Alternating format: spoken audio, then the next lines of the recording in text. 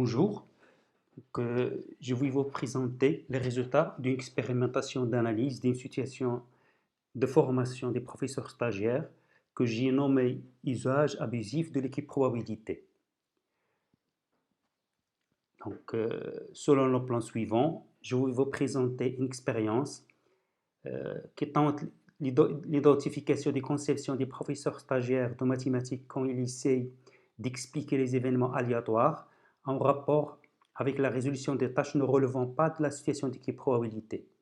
Nous avons recensé des conceptions des professeurs stagiaires en idées émergence afin de rapprocher les différents sens qu'ils ont accordés à l'équipe probabilité. Pour ce faire, un test sur le sujet a été administré à un groupe de 64 professeurs stagiaires inscrits dans la formation qualifiante. Donc, les résultats repéraient laissent apparaître de sérieuses difficultés chez certains d'entre eux. Ils peuvent avoir un impact sur les enseignements de la probabilité en classe des secondaires. Le but de cette expérience est de proposer une réflexion qui convoite l'analyse des différentes difficultés observées, voire contribuer au développement d'une pensée probabiliste appropriée. Dans les pratiques effectives, les probabilités sont enseignées selon une approche théorique. Les enseignants mettent le point sur les probabilités théoriques qui décrivent ce qui devrait se passer en théorie, alors qu'une approche fréquentielle met plutôt l'emphase sur la modélisation par la simulation afin d'amener les élèves du secondaire à observer ce qui se passe réellement dans une situation aléatoire. Il est possible que les enseignants de mathématiques aient une réticence à recourir aux simulations d'expériences aléatoires en classe. De plus, lors d'une telle simulation, les résultats sont problématiques et donc difficiles à prévoir si les élèves peuvent être amenés à gérer ce genre de situation. Donc, les technologies de l'information, de la communication, de l'enseignement peuvent être utilisées pour gérer des résultats pouvant occasionner une gestion de classe en grand fictive ou difficile pour les enseignants de mathématiques. Cependant, l'intégration des technologies reste encore plus problématique dans les pratiques effectives des enseignants. D'un autre côté, si les enseignants adoptent une approche théorique, il nous semble qu'on perd le sens associé aux apprentissages des probabilités. Ainsi, lorsqu'il est difficile de donner des sens à l'apprentissage des probabilités, les difficultés des élèves peuvent s'accroître et les enseignants se sentent persuadés, pouvant décider de ne pas accorder l'importance idoine à l'enseignement des probabilités. Pendant une année universitaire, j'étais à la charge d'enseigner un module de probabilité pour le semestre 2 de la première année de licence, destiné aux étudiants des sciences économiques et gestion à l'université. J'ai eu l'occasion d'interroger les étudiants de chacune des 3 sections à part dans les sciences du cours habituel, à résoudre l'exercice suivant. Donc, une urne contient une boule blanche et une boule noire. Donc, une urne contient une boule noire. On fait bien sûr 2 tirages avec remise sans tenir compte de l'ordre. La question, c'est quelle est la probabilité d'avoir 2 boules noires? Donc, dans les 3 expériences menées par les 3 sections différentes, une très grande majorité des étudiants qui ont répondu à cette question, leur réponse avait porté sur la situation d'équipe probabilité. Donc, ils ont parti du fait qu'ils ne tiennent pas compte de l'ordre, ce qui leur permettra d'écrire oméga égale BB, NN, BN. Donc, probabilité de A, c'est le cardinal de A sur cardinal d'oméga égale 1 tiers. Alors que les événements élémentaires n'étant pas équiprobables. En effet, on n'aura pas P de A égale à cardinal de A sur cardinal d'oméga égale 1 tiers. Et cette majorité d'étudiants est tombée dans le biais de ce qu'on appelle le biais d'équiprobabilité. À travers mes expériences d'enseignement auprès des étudiants de l'enseignement supérieur, donc on voit que ce genre d'erreurs commises par les étudiants dans cet exemple se répète fréquemment de manière trompeuse au fil des années passées sans se rendre compte de l'origine de ce défaut dans le raisonnement chez les élèves, même les étudiants qui viennent du lycée après l'obtention de leur baccalauréat. Donc, bien sûr, il y a d'autres études antérieures avaient déjà montré que le biais d'équipe probabilité a tendance, dès le début de l'univers universitaire, à augmenter avec l'enseignement des probabilités. Donc, Goffrit a aussi confirmé dans sa recherche que même les enseignants en fonction formés en probabilité continuent à tenir des intuitions ou à utiliser des heuristiques trompeuses qui mènent parfois à des erreurs. Ce constat est confirmé dans l'expérience menée, ce qui nous a semblé judicieux de questionner les enseignants de mathématiques du secondaire. Donc, en avançant notre questionnement vers l'efficacité des dispositifs de formation des enseignants du secondaire, nous supposons que si les formations initiales et qualifiantes semblent efficaces, la question restera ouverte, à savoir dans quelle mesure une formation qualifiante au centre régional de formation de l'éducation et de la formation dans un cadre de médiation scientifique pourrait avoir un impact mesurable sur les conceptions du hasard ou sur le biais de probabilité présenté par les professeurs stagiaires. Donc, ce constat rejoint celui de plusieurs chercheurs qui ont évoqué que les recherches en éducation s'ennuient depuis des décennies et réfléchissent sur le biais des conceptions trompeuses que les enseignants des secondaires avaient souvent portées concernant le hasard ou le raisonnement probabiliste ou statistique. En admettant que le biais de probabilité repéré chez les professeurs stagiaires peut être dû aux réflexions des enseignants en exercice, qui ne donnent pas assez d'importance à la situation d'équiprobabilité comme telle, ce qui laisse croire que cette situation d'équiprobabilité est toujours présente dans tous les énoncés présentés et dans n'importe quelle circonstance. Ainsi, en cours de la formation qualifiante, les professeurs stagiaires de mathématiques, donc la convention conceptuelle pourrait avoir un impact mesurable sur les conceptions des stagiaires sur le biais des probabilités. Dans cette expérience, nous tentons de donner des éléments de réponse à la question suivante. Est-ce que le fait d'avoir retravaillé avec les professeurs stagiaires dans des situations aléatoires qui ne sont pas équiprobables leur en permettront d'entamer un processus de remédiation de la conception d'équiprobabilité dans la mesure qu'ils soient capables de véhiculer chez leurs élèves un mode d'apprentissage d'un raisonnement probabiliste correct. Donc, on exprime l'équiprobabilité si dans une expérience aléatoire, chaque issue de l'univers a la même chance d'apparaître. Donc, selon ce chercheur, la notion de résultat équiprobable est centre de concept de probabilité. Donc, l'équiprobabilité, c'est un ensemble fini, se définit comme suit. Soit oméga un univers fini, on prend pour tribu f l'ensemble p de oméga, des parties de oméga. Donc, l'équiprobabilité p sur oméga est l'application de p de oméga dans 0,1, qui a une partie a de oméga associée p de a égale cardinal de a sur cardinal de oméga. Donc, on remarque que tous les événements élémentaires ont même probabilité, c'est-à-dire 1 sur cardinal de oméga, ce qui justifie le terme d'équiprobabilité. Dans ce cas, le calcul de la probabilité d'un événement se ramène à des problèmes de combinaison et de dénombrement. On considère une expérience aléatoire obéissant à une loi de probabilité. On fait les trois hypothèses suivantes. Donc, on peut repérer l'expérience aléatoire autant de fois qu'on veut. Deuxième hypothèse, les résultats de chaque instance de l'expérience sont indépendants. La loi de l'expérience n'est pas changée par les répétitions. Donc, la loi de grand nombre. Donc, sous les trois hypothèses citées, donc, lorsque l'expérience est répétée un nombre suffisant de fois, en général très grand, la fréquence d'apparition de l'événement A se rapproche autant que l'on veut à sa probabilité théorique P de A.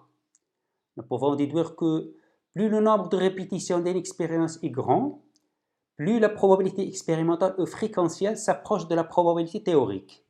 Par ailleurs, pour déterminer une valeur approchée de la probabilité de chaque événement relative à une expérience aléatoire, lorsqu'on ne sait pas s'il n'y a pas d'équiprobabilité, on peut effectuer l'expérience un très grand nombre de fois et de prendre comme probabilité les fréquences des résultats. Par exemple, on lance une punaise de bureau, puis on observe dans quelle position elle est tombée.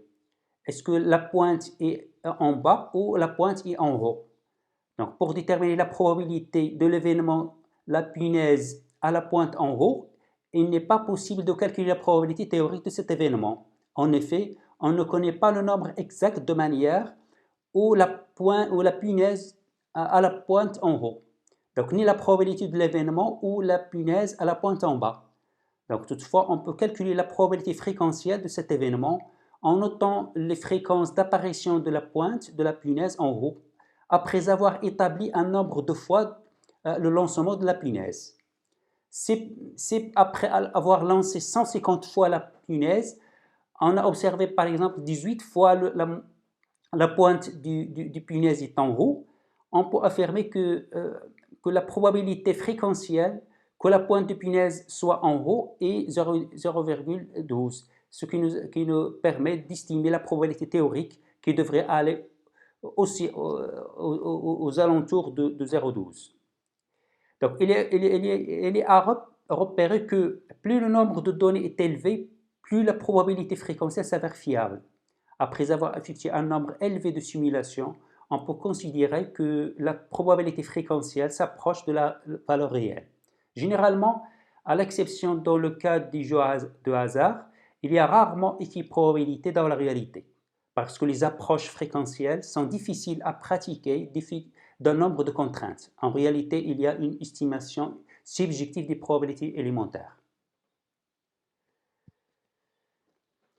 Maintenant, le biais d'équiprobabilité. Donc, un nombre important de biais et d'heuristiques probabilistes ont été décrits en psychologie de l'éducation par M. de Kovrit, a étudié le biais des probabilités, l'heuristique d'invincibilité du hasard, la négligence du taux de base et le phénomène Falk. Donc, les psychologues ont réfléchi depuis longtemps que le biais d'équiprobabilité provenait d'une erreur conceptuelle capitale prodiguée par les sujets, suivant laquelle le hasard est inévitablement équiprobable. Cependant, la théorie a dévoilé différemment.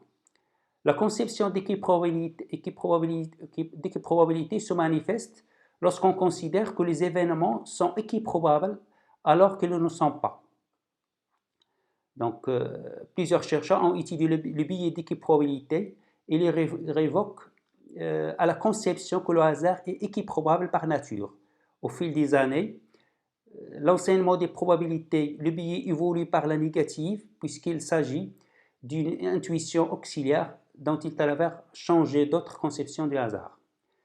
Donc, une recherche menée par d'autres chercheurs dans laquelle ils concluent que les événements, ou bien que les élèves réfléchissent d'un nombre de boules tirées d'une urne, devraient avoir une même proportion de chaque couleur, mais si l'urne ne contient pas la proportion égale. Donc, selon ces chercheurs, les sujets qui commettent le biais d'équiprobabilité justifient leur intuition soit par l'appel d'une conception de hasard, soit par l'application à des combinaisons d'événements d'une équiprobabilité qui est valable sur les événements de base. Donc, ils vont dans le même sens puisque chacun des deux est équilibré. Donc, il n'y a pas de chance d'avoir les deux en même temps. Donc, un autre chercheur, Lecoutre, est certain que le biais lié à la conception de hasard n'est pas seulement une difficulté de l'ordre logique abstraite. Il a conclu aussi que dans d'autres recherches, que les étudiants ou les lycéens consultés donnent la réponse correcte à 30% de la réponse incorrecte des probabilités, à 60% environ.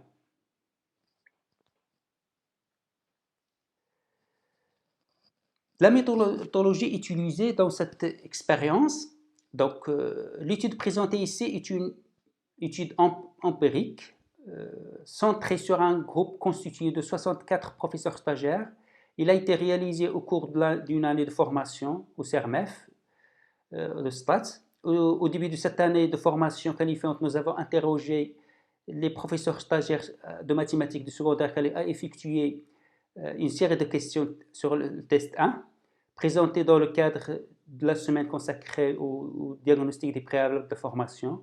Nous avons veillé à ce que parmi les questions proposées, il n'y a eu que celles qui évaluent au mieux l'usage d'équiprobabilité. Nous avons aussi introduit dans cette série d'autres questions dans le but d'introduire des facteurs parasites qui permettent de différer la réflexion. Par exemple, l'objectif essentiel de questions 2, 3 et 5 et d'étudier l'illusion de la linéarité et non pas l'équiprobabilité. Donc, comme le montre la série test 1, donc les questions ne sont pas présentées sous la forme d'un questionnaire à choix multiples, dont lui de recenser leurs réponses immédiatement sans justification. Ce test a été réalisé sur papier pendant une durée de 30 minutes dans une salle au CERMEF. Au terme de la formation, ce sont les mêmes professeurs stagiaires participants ont été consacrés à un nouveau après l'achèvement de modules de renforcement des acquis de base, de probabilité. Donc, les thèmes qui sont étudiés à travers ce module sont les espaces probabilistes, variables aléatoires, réels, distincts et contenus, couple de variables aléatoires, discrètes et les lois usuelles. Donc, avec les mêmes conditions qu'auparavant, nous les avons interrogés à étudier une situation de formation, mais cette fois par un travail de groupe. Nous avons constitué 8 groupes et chaque groupe est constitué de 8 professeurs stagiaires.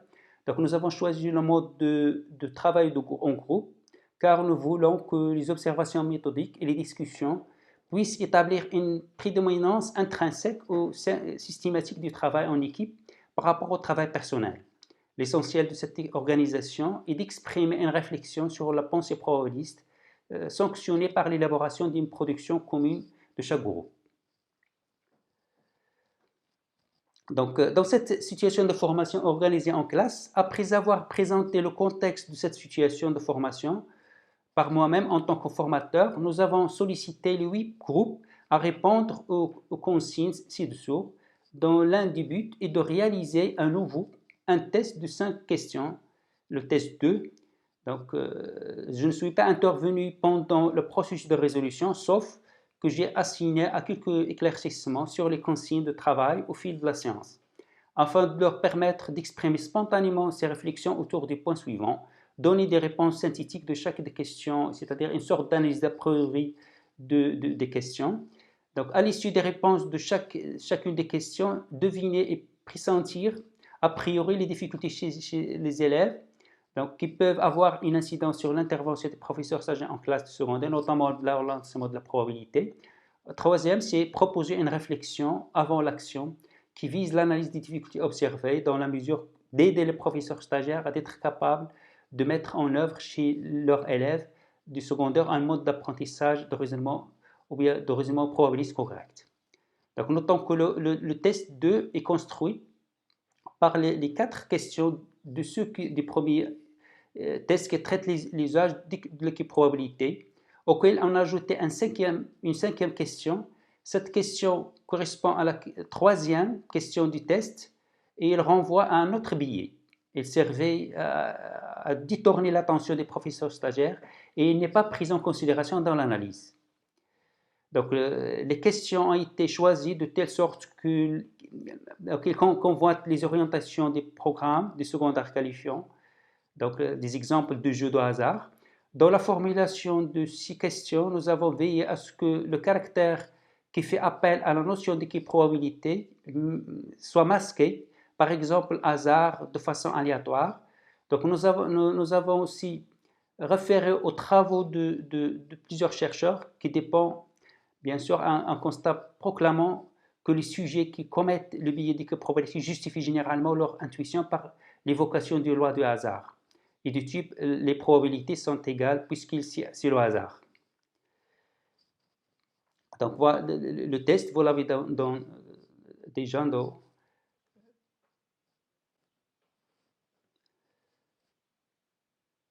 Voilà, donc vous avez déjà le test et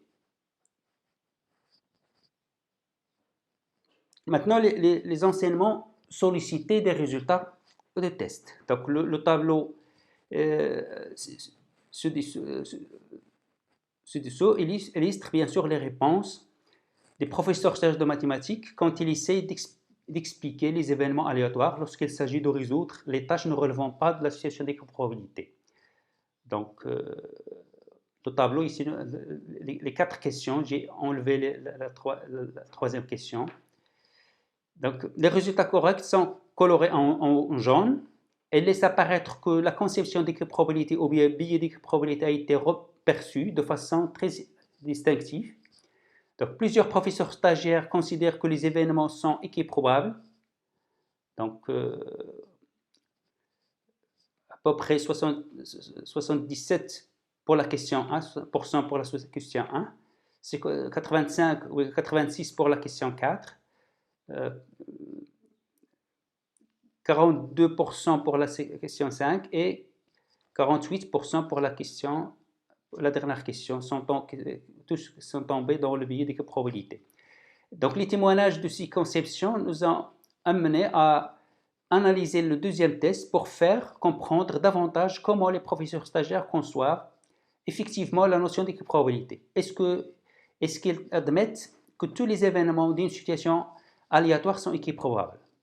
Donc, comment peut-on les interroger à s'approprier une réflexion qui vise l'analyse des difficultés observées, voire remédier aux insuffisances primordiales qui aura lieu sur les apprentissages en probabilité de leurs élèves. Donc, l'enseignement sollicité des résultats du test 2. Donc, le tableau suivant reprend l'ensemble des réponses des professeurs stagiaires aux questions du deuxième test. Donc, les résultats qui sont présentés portent sur les données recueillies à partir d'une situation de formation effectuée en fin de module de renforcement de base en probabilité. On indique par une couleur jaune le nombre de groupes de professeurs stagiaires ayant résolu chaque question correctement. Et le reste du tableau représente le nombre de groupes ayant répondu incorrectement. Donc la question 3 de ce deuxième test relève d'un autre biais d'équiprobabilité qui est le phénomène Falk. Nous l'avons suspendu de notre analyse.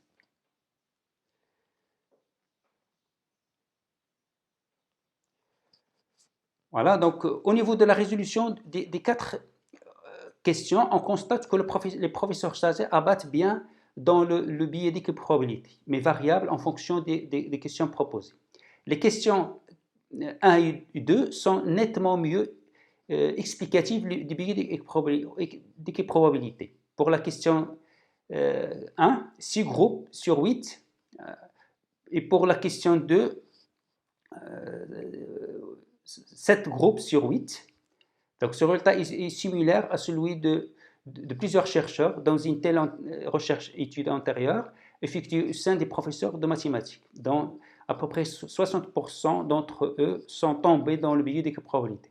À l'exception, le biais d'équiprobabilité est présenté par une fréquence d'un groupe sur 8 concernant la question 4 et la première tâche de la question 5. Non, mais ce biais apparaît très significatif dans la deuxième tâche lorsqu'il s'agit d'analyser la production de l'élève.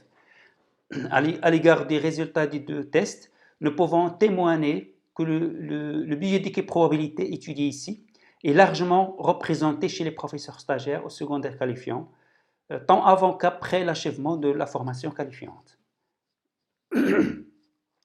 Donc nous traitons de ce qui suit de façon précise chaque question à part. Pour la question 1, donc, le tableau suivant donne un aperçu des réponses des groupes de professeurs stagiaires pour la question 1. Comme prévu, la majorité des professeurs stagiaires, 75%, ont trouvé que les probabilités d'obtenir le nombre 4, 2, 1 et celui d'obtenir le nombre 4, 2, 2 sont égales. Ceci laisse apparaître que dans cette majorité des cas, les réponses sont erronées. Donc, les productions manifestées par le biais d'équiprobabilité pour Q1 donc, sont présentées ici dans ce tableau. Maintenant, ça c'est une illustration des productions des professeurs stagiaires manifestées par le biais d'équiprobabilité pour la question 1. Donc, d'après les productions, nous constatons qu'il y a 6 groupes de professeurs stagiaires qui se réfèrent explicitement au calcul de la probabilité des événements équiprobables.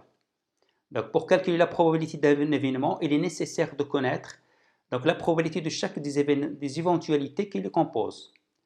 Donc, ils font la confusion entre le calcul des événements élémentaires, avoir chaque face du dé, et le calcul de probabilité de l'événement, avoir le nombre de chiffres, par exemple 4, 2, 1 et 4, 2, 2.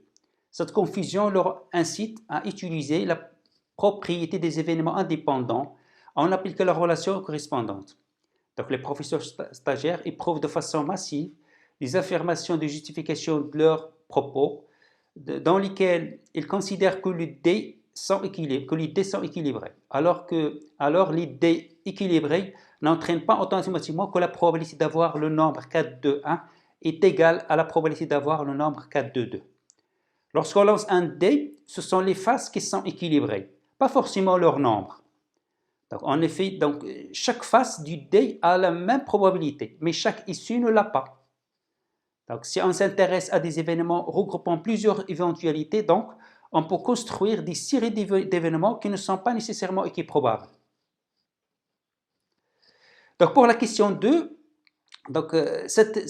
une grande majorité des professeurs stagiaires, 87%, répondent que les deux événements, obtenir 5-6 et obtenir 6-6, ont la même probabilité d'apparition. La question des billets d'équiprobabilité semble se manifester dans cette réponse. Donc, les professeurs stagiaires ne constatent pas que les deux événements ne sont pas équiprobables. Il y a des possibilités que le premier événement se réalise 5-6 et 6-5, alors qu'il n'y a qu'une possibilité associée au deuxième événement 6-6. De la même manière, les productions manifestées par le billet d'équiprobabilité pour la question 2, ici, voilà, les professeurs stagiaires justifient cette perception en disant que le dé est équilibré, ce qui détermine que les probabilités d'avoir 5-6 et d'avoir 6-6 sont égales. Or, l'événement avoir 5-6 est en réalité 2 fois plus probable que l'événement avoir 6-6. Donc, dans les deux questions 1 et 2, le taux de réponse incorrecte équiprobable augmente, tandis que celui des bonnes réponses diminue.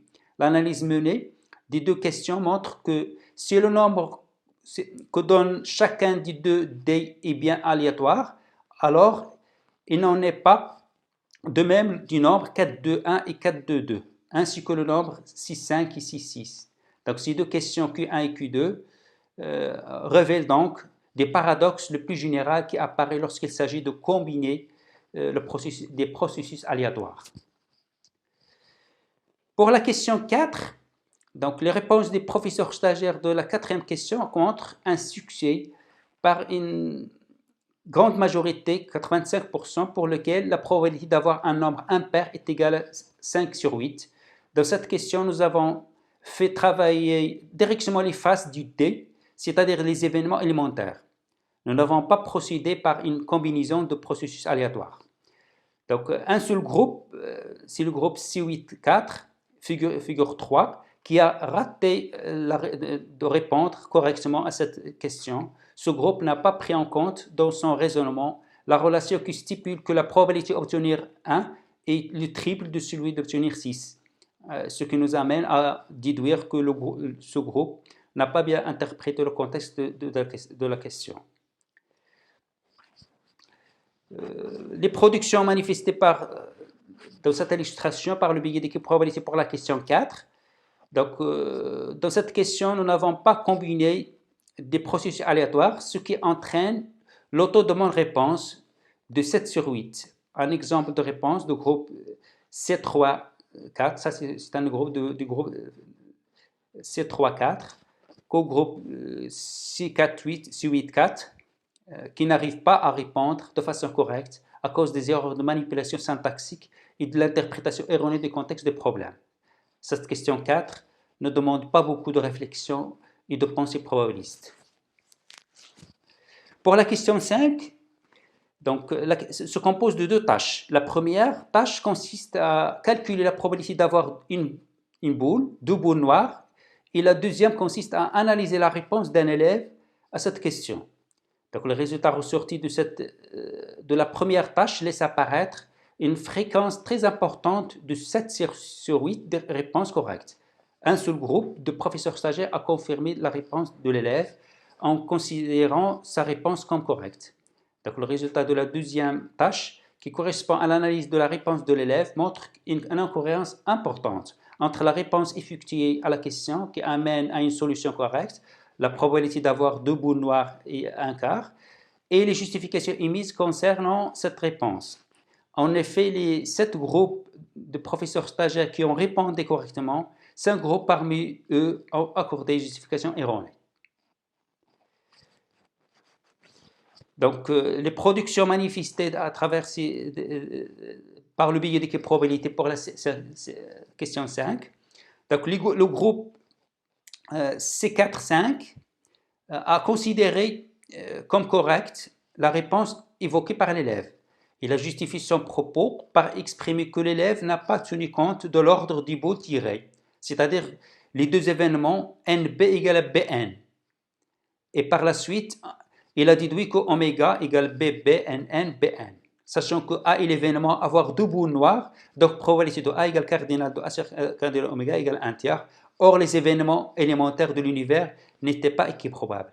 L'erreur commise par ce groupe de professeurs stagiaires se manifeste par le lien établi entre les événements non équiprobables d'une part et l'utilisation de la formule de la situation d'équiprobabilité de l'autre part. En effet, le concept de probabilité ne semble toutefois pas toujours se rattacher uniquement à des événements équiprobables. Par ailleurs, les justifications apportées par les autres groupes se focalisent sur l'adjonction d'un quatrième événement NB à l'univers qui se transforme selon le dernier oméga qui est égal à BB, NN, BN et NB. C'est-à-dire qu'ils ont ignoré la condition de ne pas tenir compte de l'ordre du boule, ce qui est traduit par l'égalité des événements NB égale à BN. Ensuite, en supposant de leur conception que l'équiprobabilité désigne le fait d'avoir des probabilités égales que toutes les alternatives, ils les inciteront bien sûr à appliquer ce principe à n'importe quelle circonstance. Donc nous notons que le groupe C4-5 a toléré le contexte de problème en tenant compte de l'ordre, mais il est tombé dans le biais des probabilités, tandis que les autres groupes ont faussement interprété le contexte des problèmes, ce qui leur amène à une situation d'équiprobabilité, alors que selon l'énoncé de la question, ce n'est pas le cas. Somme toute, donc nous pouvons remarquer que le taux élevé de réponses incorrectes sont conformes au biais d'équiprobabilité ainsi utilisé. Donc, dans ce tableau, donc, nous présentons ici les difficultés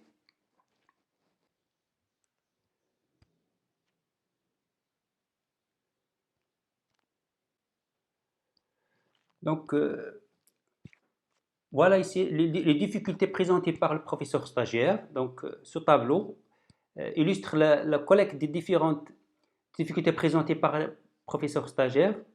Donc, chez certains élèves, bien sûr, qui peuvent avoir une incidence sur leur intervention en classe des secondaires. Donc, le tableau suivant, il synthétise les difficultés présentées et les éléments de réflexion correspondants qui manifestent par les professeurs stagiaires. Donc, à travers l'ensemble des analyses de production des professeurs stagiaires, nous avons observé qu'un seul groupe, C5, qui a évoqué la situation d'équiprobabilité dans les difficultés pressenties chez les élèves du secondaire. Par ailleurs, dans les réponses aux questions Q1 et Q2, les professeurs stagiaires de ce groupe manifestent une conception de biais d'équiprobabilité.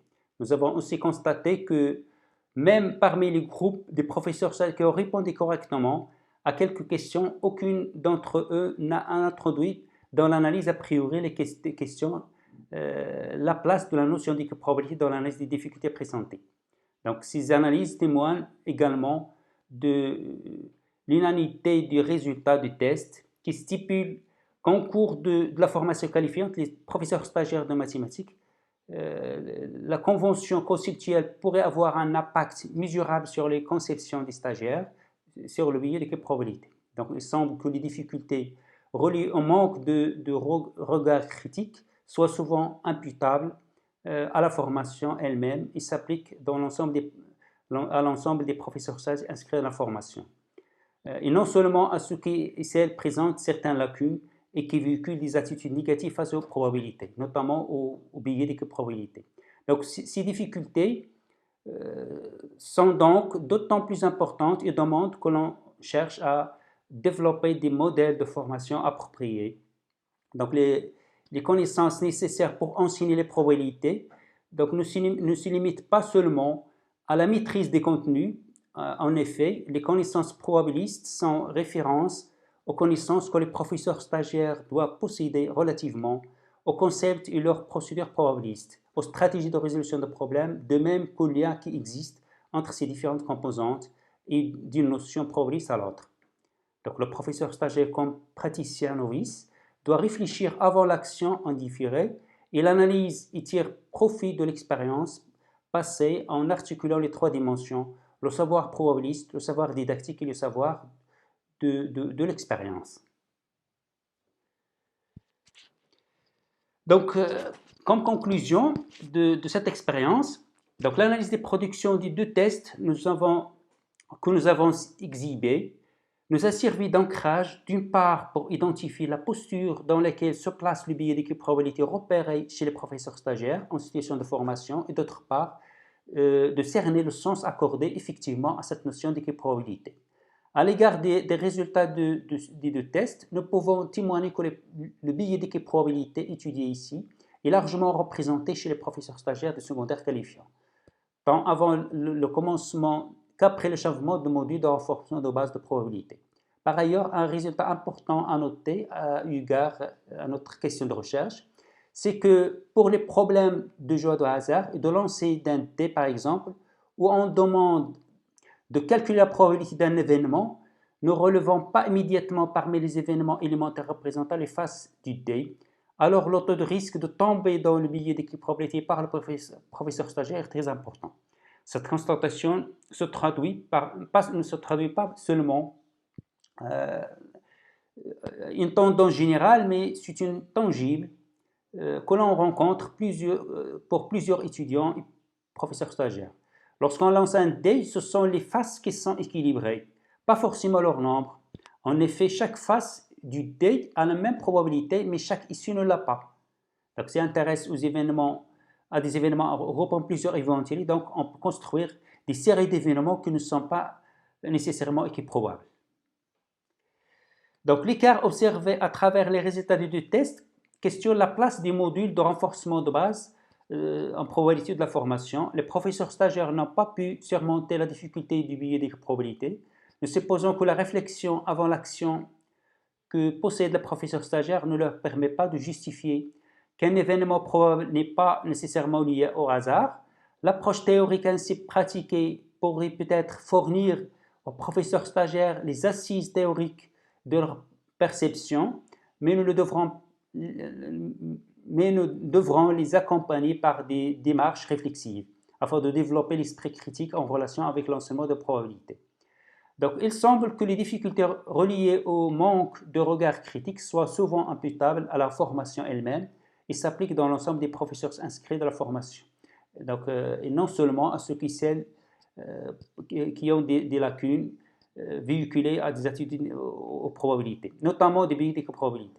Donc, ces difficultés sont donc d'autant plus importantes et demandent que l'on cherche à développer des modèles de formation appropriés vu le taux élevé de réponses incorrectes et qui sont conformes aux biais de probabilité ainsi étudiés.